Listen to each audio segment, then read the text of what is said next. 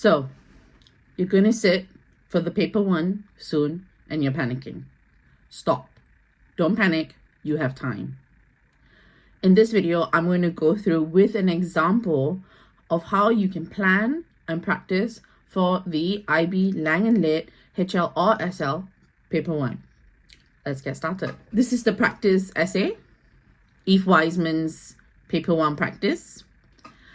The prompt or the guiding question is really the most important thing you want to look at from the beginning. So the question or the guiding question here, it's really important. It's the thing that you want to use to answer or to plan the entire answer. So the question here is, how does the author use visual and text elements to achieve a particular purpose? Most of the paper one questions is, how does language and visuals work together?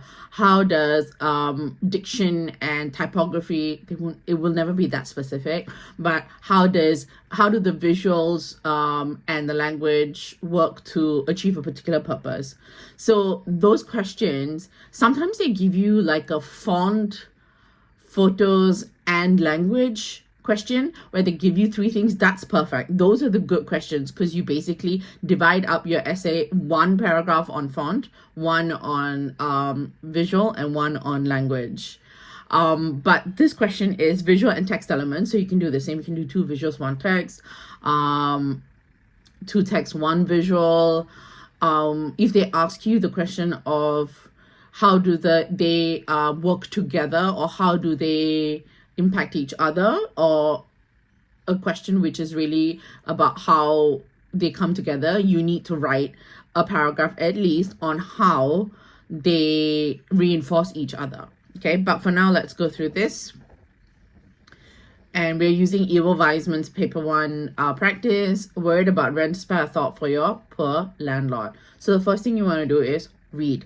Okay, my advice has always been to read twice. I know that it's you're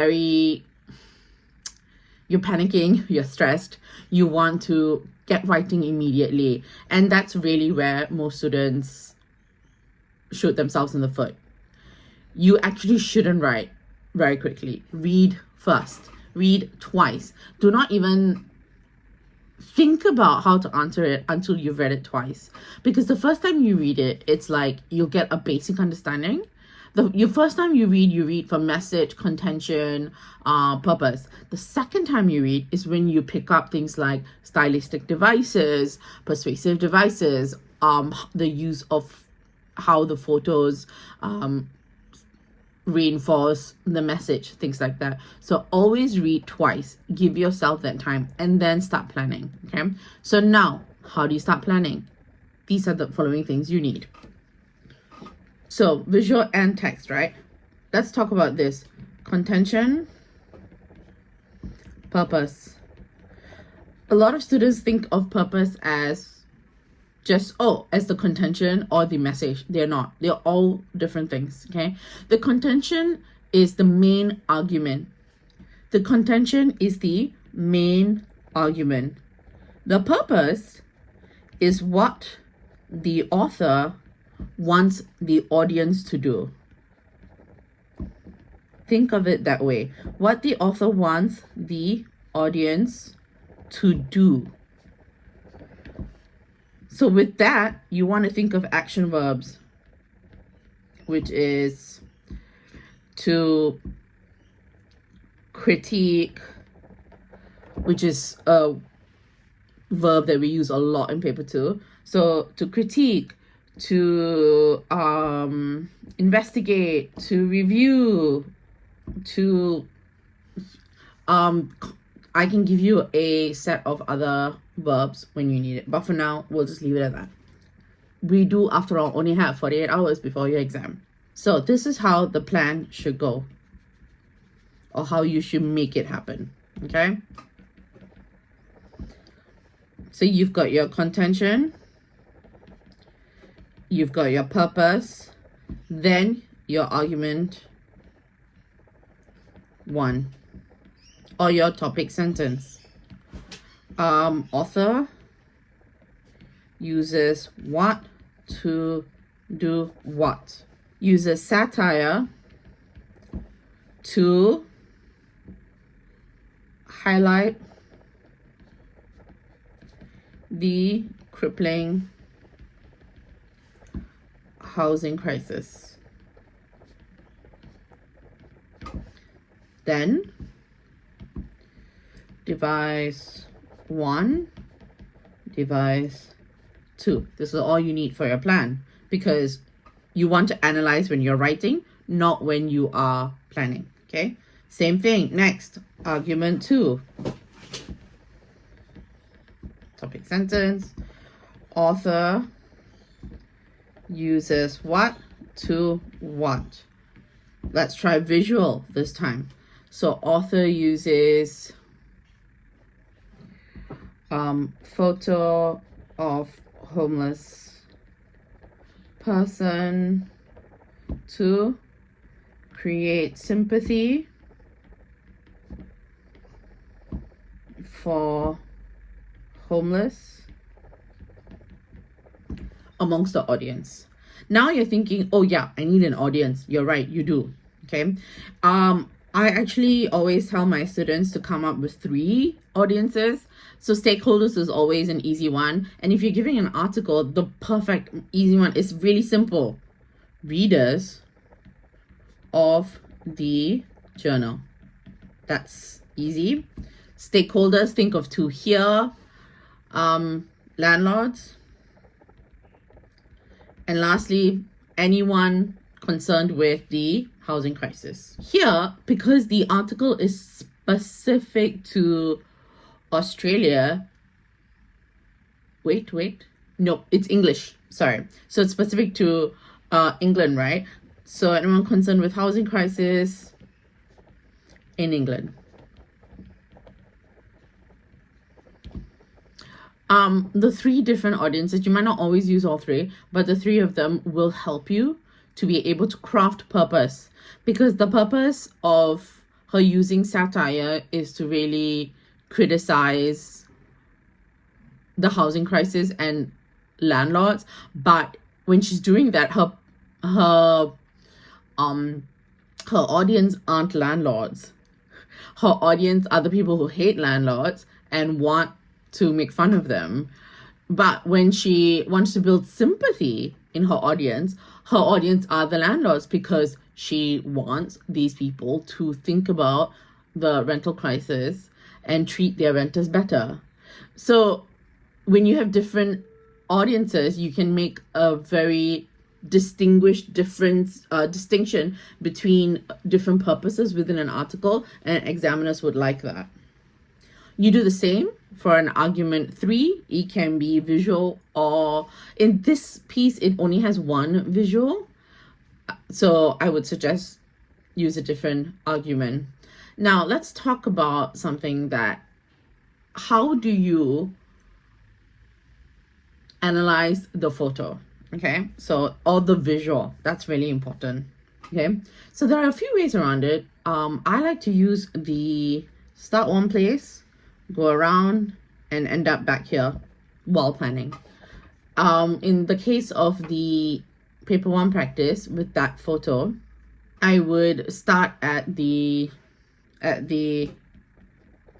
red post office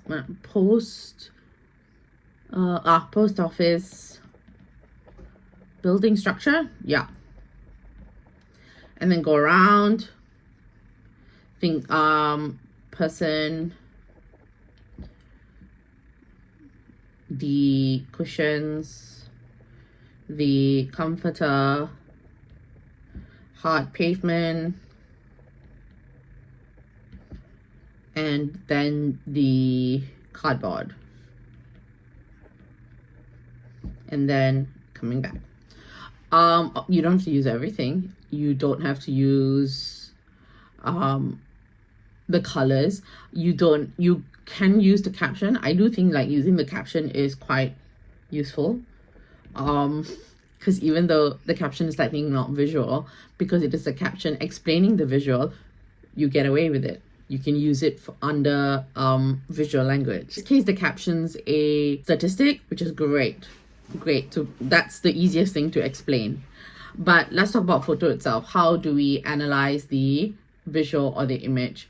So we want to be talking about layout. We want to be talking about, again, audience, purpose, and if there is typography, talking about font, size, color, all of that, right? And very importantly, this is important, how does all of this reinforce the author's contention or message? That's what's important. That's what's really important. So the ability to analyze the visual, great. Most people can do that. But that's not what the question's asking you to do. That's not what paper one's asking you to do. It's asking you to explain how the visual works within the larger article or the larger piece of non-literary work. I will do paper one lit. I'll do it in a different video. So this is for the Lang and Lit. So in this case, the use of the visual reinforces or contributes to the author's message that the housing crisis is creating the homeless and that landlords are complicit in how this housing crisis has played out. That's the kind of message that you want to be able to produce for this piece. So how would you write that? Let's write that. So the visual of the homeless man or person, because we don't know, reinforces or contributes to or grounds the argument. The authors, I keep using authors, but feel free to use Wiseman. Like using the last name instead of author is very good as well. So switch it up. Author, Wiseman, author. Reinforces the author's contention that the housing crisis has led to more people as you go, so that you don't have to edit too much later, has led to more people sleeping rough, and that we should be more concerned with them than the landlords. I'm going to leave you with a little fill in the blanks for an introduction, and hopefully you are able to use this to practice for the next few days. I do offer tutoring for IB, Lang and Lit, and Lit.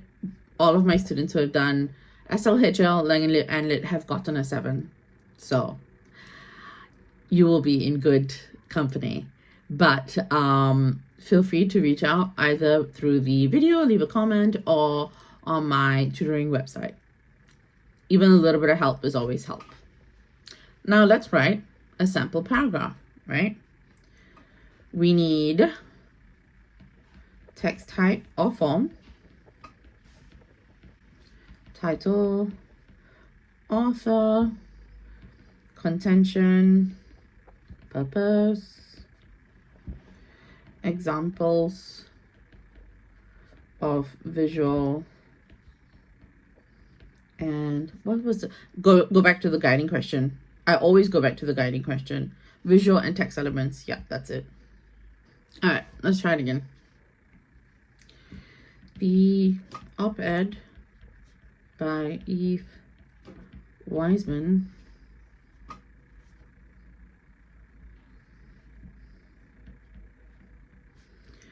argues that contention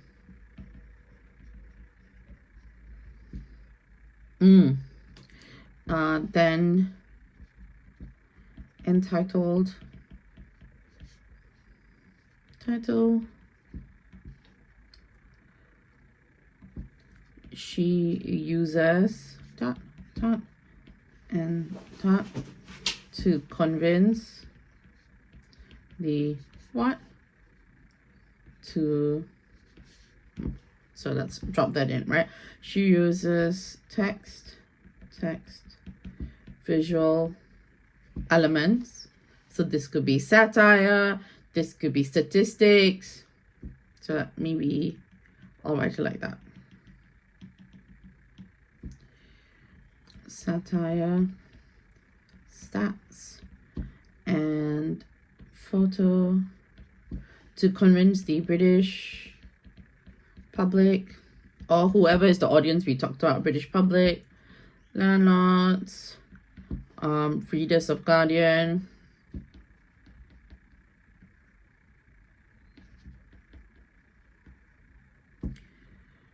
to spare a thought for those struggling with rent and housing in general. Okay, so have we done everything? I would add a little bit to purpose. She wants the audience to critique landlords and treatment of renters.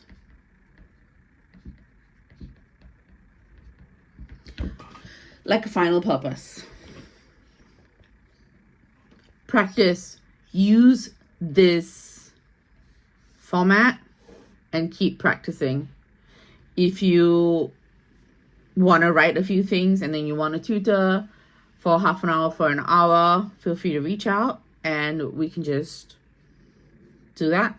Good luck, and we will see you on the other side of the paper 1 exam.